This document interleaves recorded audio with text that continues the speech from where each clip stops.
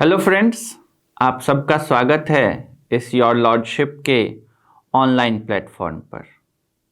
और आज का हमारा टॉपिक है सिटीजनशिप।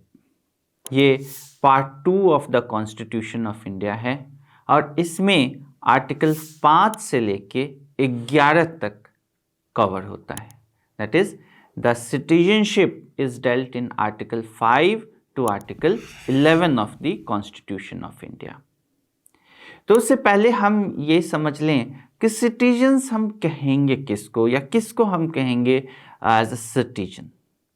तो सिटीजन उस व्यक्ति को हम कहते हैं जिसको full political membership of that country प्राप्त है। For example, all persons having full political membership of India are Indian citizens.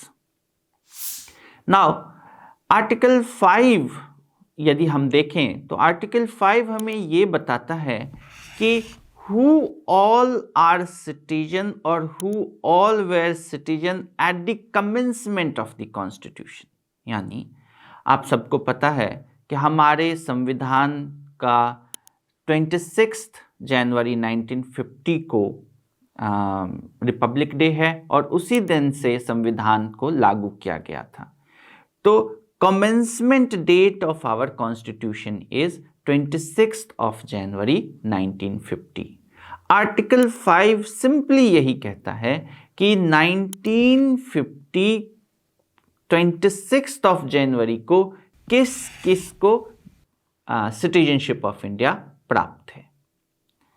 Next is article 6। Article 6 simply ये कहता है कि उन चीज़ों से डील करता है या उन लोगों से डील करता है कि जो माइग्रेट हुए हैं from Pakistan to India. That is migrants from Pakistan to India at the time of the independence of India. आप सबको पता है कि पार्टीशन के टाइम में बहुत सारे लोग माइग्रेट किए थे, कुछ इंडिया से पाकिस्तान और कुछ पाकिस्तान से इंडिया। तो उनके सिटीजनशिप को डील किया गया है आर्टिकल 6 में।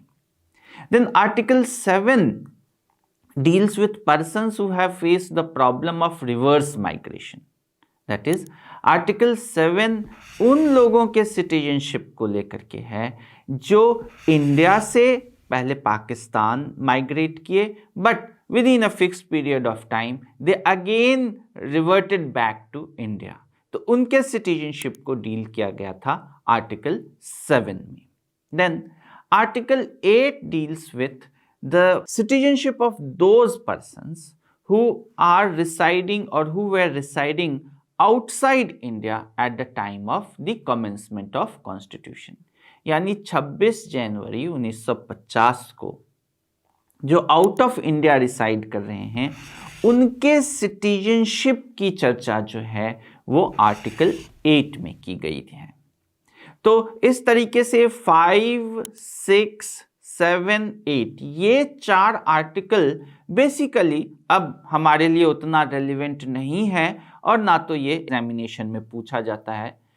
तो बस ये समझने की बात है कि ये 5, 6, 7 और 8 उन लोगों के सिटीजनशिप को डील करता है who were at the time of commencement of constitution of India।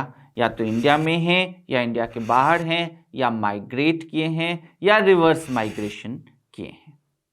But important point is article 9 of the constitution of India regarding citizenship, जो ये कहता है कि सिंगल सिटीजनशिप की जो है थ्योरी ले डाउन करता है। That is in India there will be only a single citizenship। single citizenship मतलब कि इंडियन एक बार में एक इंडिया के अलावा किसी और कंट्री का सिटीजनशिप होल्ड नहीं कर सकते हैं। तो suppose a person acquires citizenship of Canada, तो जैसे ही वो कनाडा का सिटीजनशिप एक्वायर करेंगे उनका इंडियन सिटीजनशिप समाप्त हो जाएगा। तो article 9 deals with single citizenship. That is कि at one time a person can have Indian citizenship only, simultaneously he can not have citizenship of any other country. फिर article 10 deal करता है regarding continuance of citizenship, कि जो लोगों को या जिन लोगों को 26 जनवरी 1950 को सिटीजनशिप का दर्जा मिला है या सिटीजन का दर्जा मिला है, उनका सिटीजनशिप कंटिन्यू होगा और आगे रेगुलेट होगा by an act of parliament. Examination point of view से ये भी बहुत ज़्यादा इंपॉर्टेंट नहीं है। But the most important article regarding citizenship is Article 11 of the Constitution of India.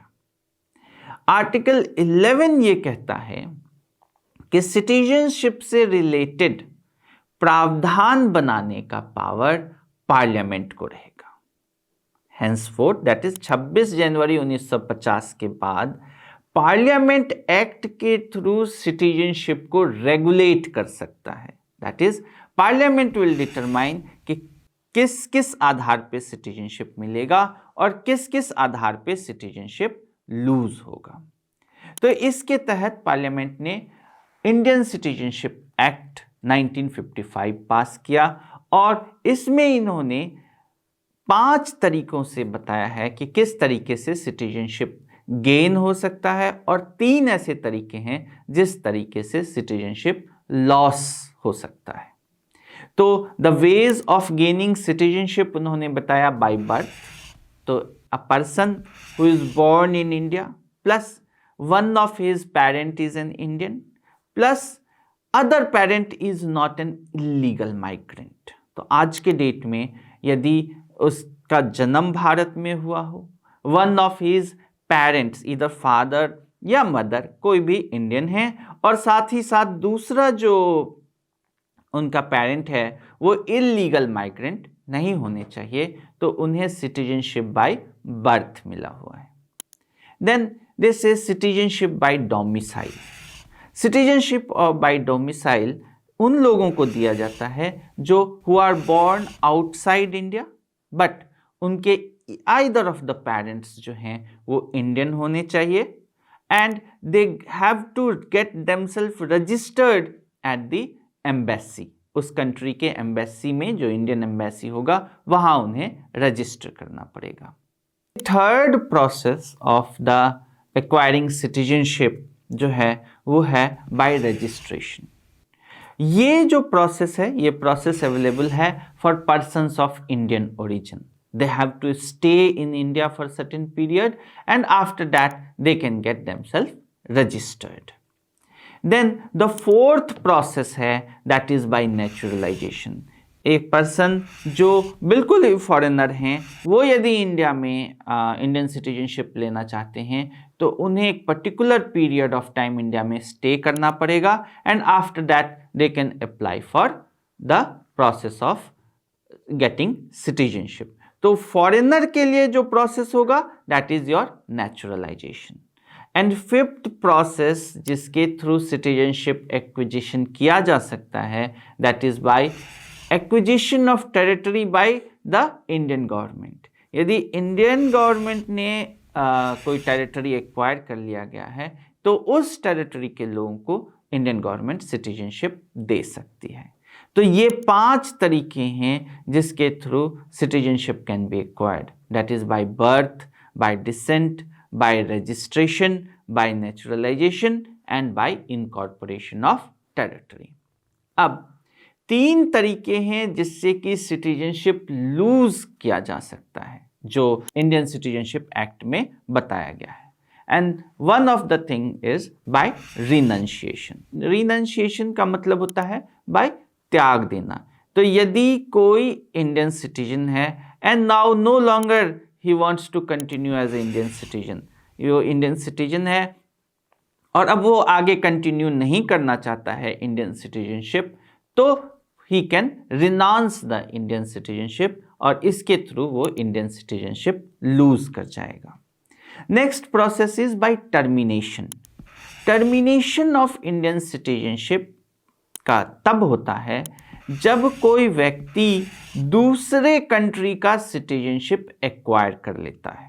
For example, यदि वो इंडियन सिटीजन है और वो कनाडा का सिटीजनशिप एक्वायर कर लेता है, the moment he acquires the citizenship of Canada, his Indian citizenship stands terminated as such. Then last way of acquiring Indian citizenship is by deprivation. यदि वो इंडियन सिटीजनशिप बाय फ्रॉड लिया है या उसने कोई ऐसा अपराध कर दिया है जिसके कारण उसे एक पर्टिकुलर पीरियड ऑफ टाइम की सजा हो जाती है, देन इन दैट केस उसके सिटीजनशिप को छीन लिया जाता है and that is called loss of Indian citizenship by deprivation. तो फ्रेंड्स, ये था हमारा part 2 of the constitution of India, जिसमें सिटीजनशिप से रिलेटेड प्रावधान है और इसमें आर्टिकल 5 से लेकर के 11 तक हमने देखा। 5 डील करता है citizenship at the commencement of constitution. 6 deal करता है उनका citizenship who have migrated from Pakistan. 7 deal करता है उनका citizenship who faced reverse migration at the time of commencement of constitution. Article 8 deal करता है persons जो outside India reside कर रहे थे at the time of commencement of constitution. Article 9 deal करता है single citizenship. Article 10 deals with continuance of citizenship. And article 11 जो है वो एम्पावर करता है पार्लियामेंट को एक्ट के थ्रू सिटीजनशिप को रेगुलेट करने के लिए। और इसके संदर्भ में पार्लियामेंट ने इंडियन सिटीजनशिप एक्ट 1955 पास किया है और उसमें 5 तरीके हैं जिससे कि सिटीजनशिप एक्वायर किया जा सकता है: by birth, by descent, by registration, by naturalisation and by acquisition of territory. उन 3 तरीके से लूज किया जा सकता है, that is by renunciation, by termination and by deprivation. Thank you friends.